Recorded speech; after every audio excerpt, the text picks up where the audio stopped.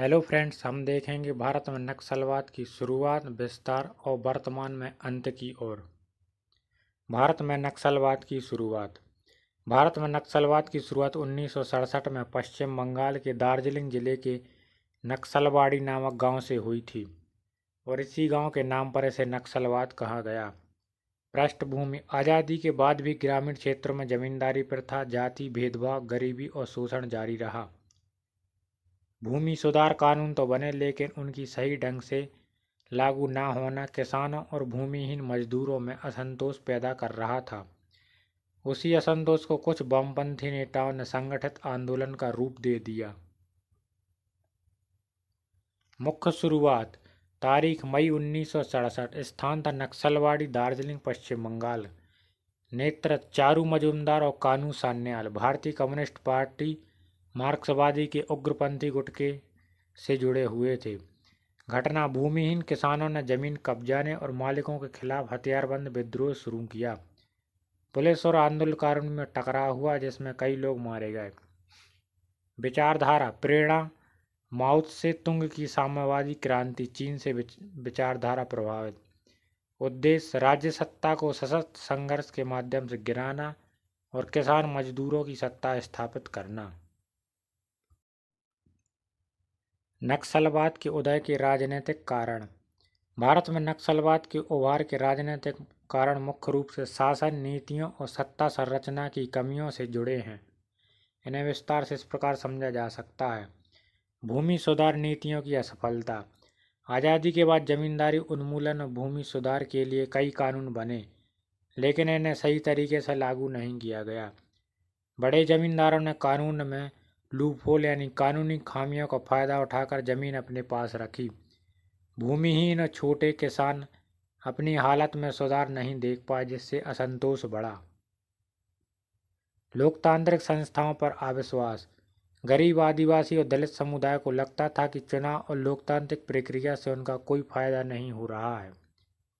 स्थानीय निकाय और पंचायत स्तर पर भी उनके मुद्दे अनसुने रह जाते थे। राजनीतिक दलों में वैचारिक विभाजन। भारतीय कम्युनिस्ट पार्टी मार्क्सवादी के भीतर ही एक गुट माना था कि बदलाव केवल चुनाव से नहीं बल्कि सशक्त क्रांति से ही संभव है।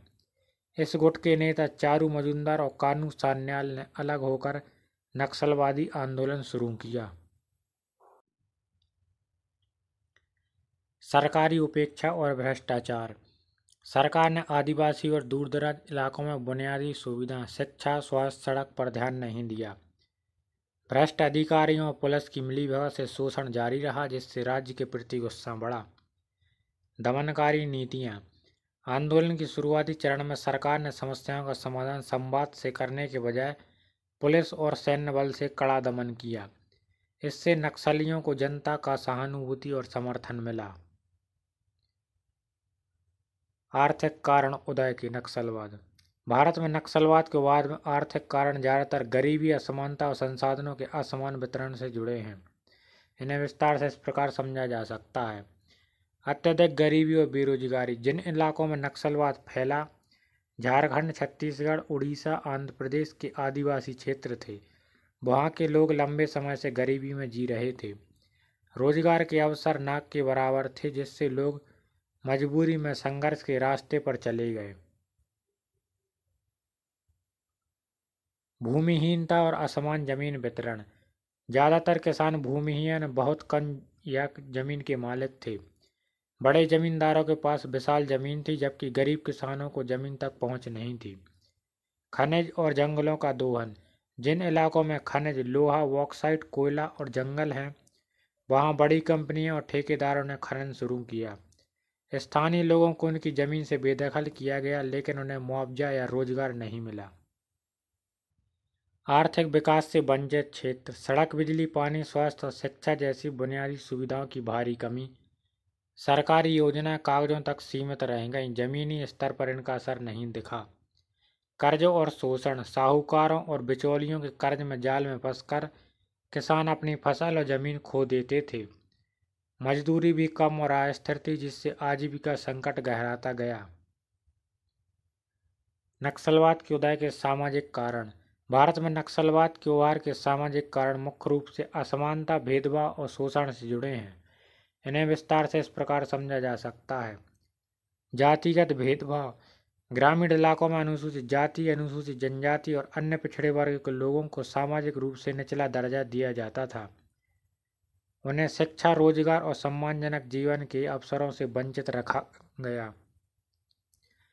आदिवासियों का हाशियाकरण।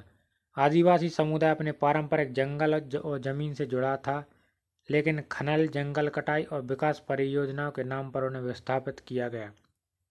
उनकी संस्कृति और जीवन शैली को अनदेखा किया गया। शोषण और अन्याय। साहूकार, जमींदार और पुलिस द्वारा गरीबों से जबरन मजदूरी करवाना, कर्ज में फंसाना और संपत्ति छीनना आम बात थी। गरीबों के पक्ष में आवाज उठाने वालों को दबा दिया जाता था। शिक्षा और जागरूकता की कमी।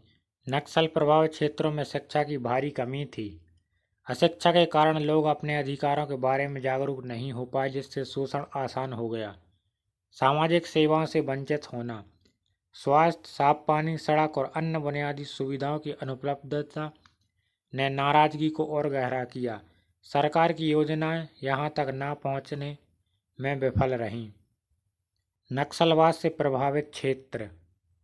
भारत में नक्सलवाद से प्रभावित क्षेत्र को अक्सर रेड कॉरिडोर कहा जाता है।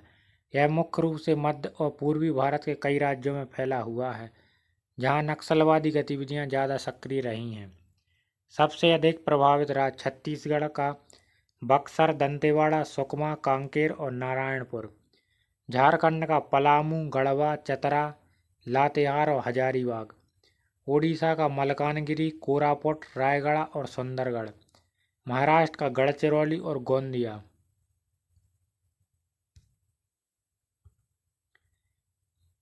मध्यम रूप से प्रभावित राज्य बिहार का गया, औरंगाबाद, जमुई और मुंगेर। आंध्र प्रदेश का विशाखापट्टनम, ईस्ट गोदावरी के आदिवासी क्षेत्र। तेलंगाना के भद्राद्री, कोठागुंडेम और आदिलाबाद।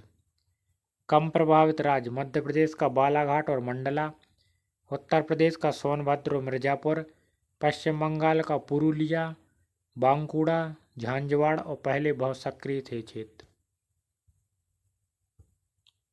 रेड कॉरिडोर का फैलाव। यह क्षेत्र लगभग 90 जिलों में फैला हुआ है, जो छत्तीसगढ़ से पश्चिम बंगाल तक एक लंबा बेल्ट बनाता है। सबसे ज़्यादा हिंसक घटना छत्तीसगढ़, झारखंड और ओडिशा के सीमावर्ती इलाकों में होती हैं। नक्सल प्रभावित राज्य बिहार, झारखंड, छत्तीसगढ़, ओडिशा, आंध्र, तेलंगाना और आंध्र प्रदेश के कुछ इलाके आते हैं। प्रमुख घटना नक्सलवाद की। भारत में नक्सलवाद से जुड़ी प्रमुख घटना 1967 से अब तक कई प्रकार की दर्ज की गई।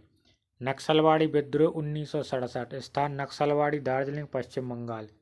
नेतृत्व चारू मजुमदार और कानू सान्याल। भूमिहीन किसानदारों ने जमींदारों के खिलाफ हथियारबंद संघर्ष किया। पुलिस कार्रवाई में 9 महिलाएं और 2 बच्चे सहित कई लोग मारे गए।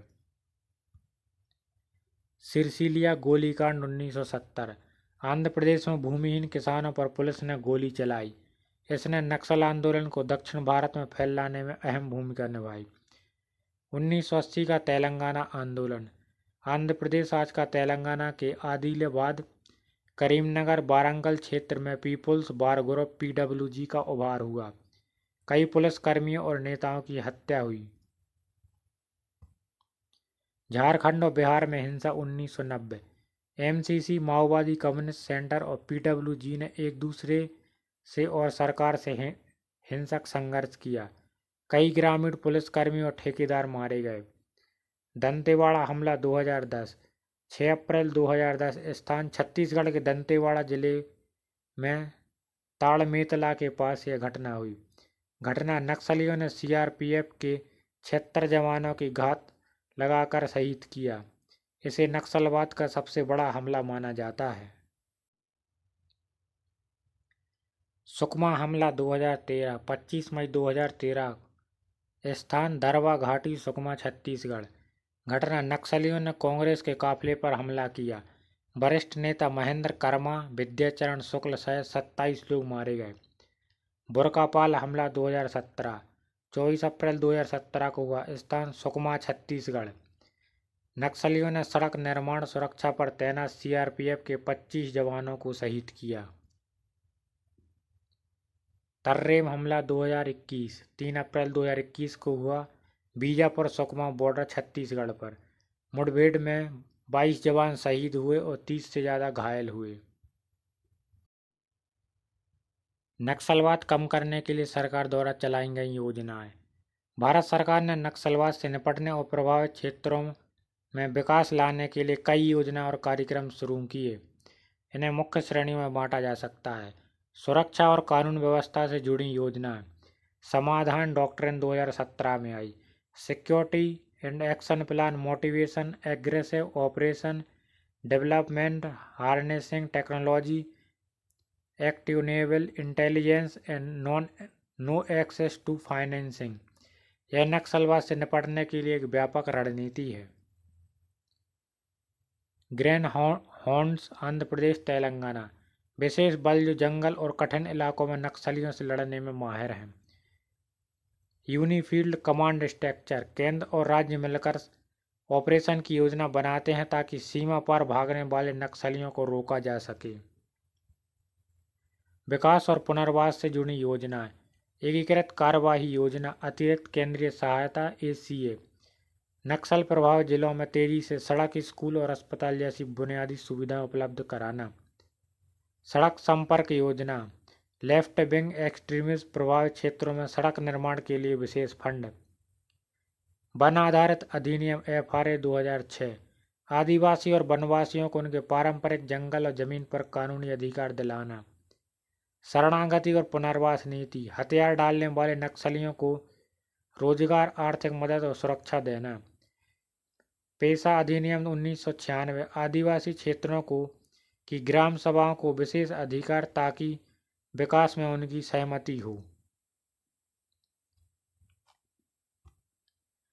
तकनीकी और खुफिया सुधार योजना, CCTNS, crime and criminal tracking network system. अपराध और अपराधियों की जानकारी राज्यों के बीच तुरंत साझा करने के लिए। UAV यानी ड्रोन निगरानी, घने जंगलों और दुर्गम इलाकों में नक्सल गतिविधियों की पहचान के लिए।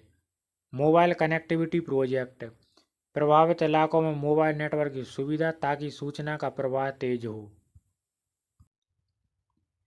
नक्सलवाद के समाधान के उपाय। भारत में नक्सलवाद का समाधान सिर्फ सुरक्षा बलों की कार्रवाई से नहीं बल्कि सामाजिक, आर्थिक और राजनीतिक सुधारों के साथ ही संभव है। इसे निम्न स्तरों पर समझा जा सकता है। सुरक्षा और कानून व्यवस्था के स्तर पर सटीक खुफिया तंत्र, स्थानीय सूचना नेटवर्क और आधुनिक तकनीक से नक्सली गतिविधियों पर निगरानी। सुरक्षा बलों का आधुनिकीकरण, हथियार, प्रशिक्षण और संसाधनों का उन्नयन। सुरक्षा बल और जनता के रिश्ते सुधारना। ऑपरेशन में नागरिकों को नुकसान ना पहुंचे ताकि जनता का भरोसा बढ़े। राज्यों के बीच समन्वय, नक्सल प्रभावित राज्यों में संयुक्त अभियान। सामाजिक और आर्थिक स्तर पर सुधार, भूमि सुधार का सही क्रियान्वयन, भूमिहीन किसानों को जमीन का मालिकाना हक देना। बुनियादी सुविधाएं, सड़क, बिजली, पानी, स्वास्थ्य और शिक्षा की पहुंच। रोजगार के अवसर, स्थानीय लोगों के लिए कृषि, लघु उद्योग, खनन क्षेत्रों में प्राथमिकता हो। आदिवासी अधिकार, वन अधिकार कानून, FRA और पंचायती राज पैसा का सही पालन हो। राजनीतिक और वैचारिक स्तर पर संवाद की पहल, हिंसा छोड़ने को तैयार नक्सलियों से वार्ता। पुनर्वास नीति, हथियार डालने वाले नक्सलियों को शिक्षा, रोजगार और पुनर्वास की गारंटी हो।